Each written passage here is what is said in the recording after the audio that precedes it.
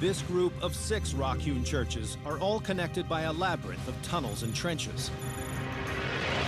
Can I pull this off? Can we go in here? Rarely used today, their original purpose is unknown. Did the builders dig down for engineering reasons? Or was there some threat, real or imagined, that drove them out of sight, underground? There's a tunnel going down here, but there's another one up above. So basically, it's a whole labyrinth of connections, each one leading to another church. Whoa, there's about 150 bats in this little place. Oh man, we gotta go down there. Oh, it's just too cool. You wanna just squeeze the camera through and I'll just help you get it through here? I got it. Got it. Okay. Yeah. You see this? It's bat hell. So, look at this round room in here with a single pillar in the middle. I'm a little freaked out by this bat thing, to tell the truth. That door is blocked off now, but that goes through to the Church of Golgotha. You gotta wonder why it was so important to this culture to be underground. I mean, on one hand, it was a practicality because they had so much of this good rock to work with. They could carve an entire complex. They never needed any trees, perfect. But there had to have been another advantage. We know the role that faith played in building Lalibela, but the rest remains a mystery.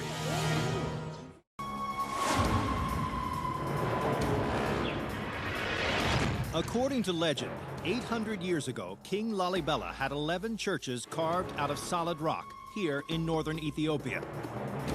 Conceived as a new Jerusalem, the elaborate churches have been sacred pilgrimage sites for nearly 1,000 years. But a leading expert on Lalibela believes they may have served another, darker purpose. Now, remember, the churches of Lalibela are arranged in different clusters. Those down in that area are more for typical religious purposes.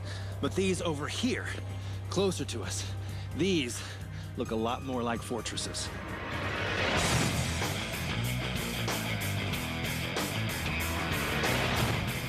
The vast church complexes in Lalibela were built in 3 distinct sections.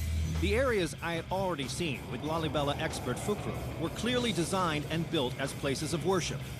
But it seems as if some of the 4 churches at the southeast end of the complex were built centuries earlier, not to welcome pilgrims, but to withstand a siege.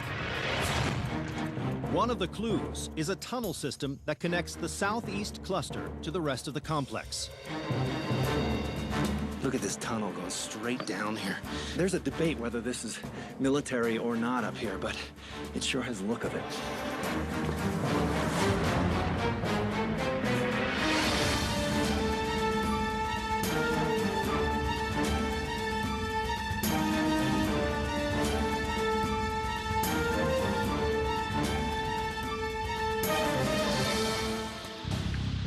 How long is this tunnel? It's about 55 meters. 55 meters, over 150 feet. Yeah.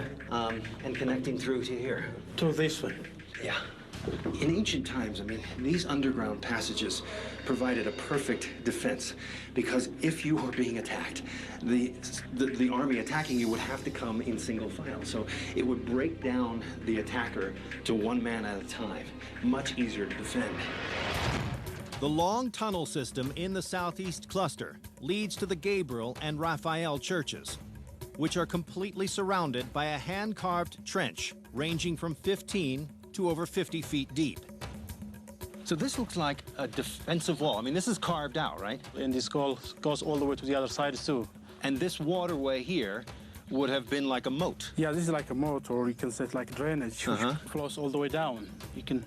Yeah, perfect defense posture here. In the 12th century, when King Lalibela built his New Jerusalem in the remote mountains of Ethiopia, his Zagwe kingdom was relatively isolated from the turmoil gripping the Holy Land of Jerusalem, 1,400 miles north. But 500 years earlier, in the 7th century, Arab armies were on the march to the north, and internal strife was crumbling the once great Aksumite Empire who ruled here. And it seems as if some parts of the southeast cluster were built in that turbulent time. This looks like a drawbridge. So far, I mean, the main access or entrance of the church has not been discovered yet. So this is the only access that we have to go in. Like a medieval castle, this church only has one way in, a bridge 50 feet up, another clue pointing to military origins. And like a fortress prepared for a long siege, it may also have had its own water supply. Wow. My Lord, how deep is this thing? That's really very deep. Even has got, you know, like water cistern underneath. Yeah, that's what that is? In the rainy season, this cistern could collect enough water to last the people here for months. If this was as much a fortress as a church, then that could have been a water supply for a siege. Yes, it could be for the church or for fortification. So we don't know exactly what it was. But it's totally unique. Other churches don't have Different this from kind. the others. So what we have from the other church is just holy water, not like as water cistern in here. Makes you wonder, huh?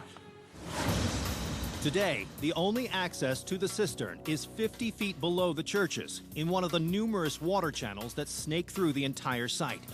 Ah, this is so cool. All right, so keep in mind, this is the dry season we're in here. Rainy season, we can't walk through here. This would be all full of water.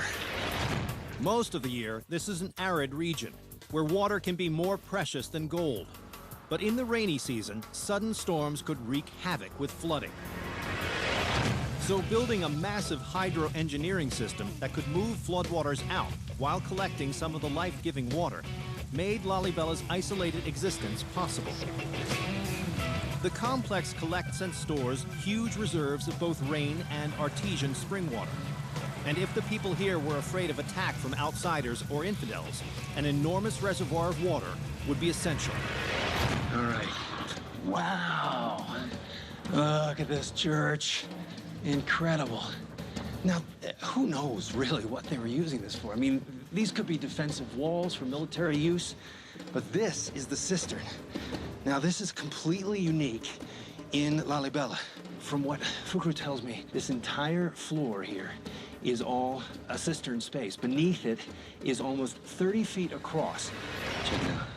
See, that's me right there. Hello. So this is going underwater, and we're gonna see if we can look at the underwater of the underworld. There she goes. Oh yeah, that's cool. I mean, all of this is filled with fresh water, and we're in the dry season. And you could enable a whole population of people, maybe even soldiers, maybe a defending army who is being besieged inside of this church/fortress.